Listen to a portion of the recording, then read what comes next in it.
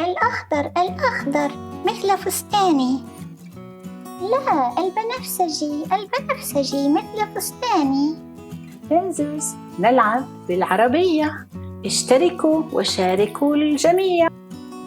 أعزائي، اليوم كما وعدتكم سنشكل العجينة، عجينة بلاي-دو، ببعض القوالب من علبة بلاي-دو. سنبدأ بهذه المجموعة من الأشكال، ولنبدأ بالشكل الدائري. وما رأيكم، هل نستخدم أي لون سنستخدم؟ الأخضر مثل فستاني. لا، البنفسجي مثل فستاني. طيب يا تيانا، أنت التي تكلمت أولا، سنختار اللون الأخضر. الأخضر، هيا نستخدم الأخضر. نفتح علبة العجين ونخرج العجين. يلا يا عجين، يلا يا عجين، عجين أو عجينة. نأخذ كمية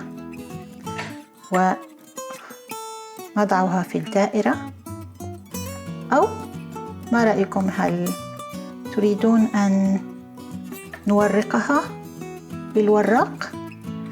تتذكرون كان عندنا قطعة على شكل أنبوب كانت في عدة البيتزا.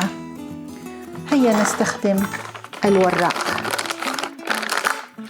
ها هو. سنعجن العجين قليلا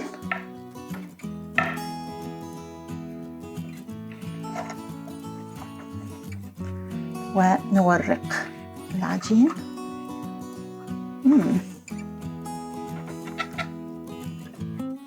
نحاول أن نحصل على نفس السمك. هذا جيد. ونأخذ هذه الدائرة البنفسجية ونطبع الدائرة في العجينة الخضراء.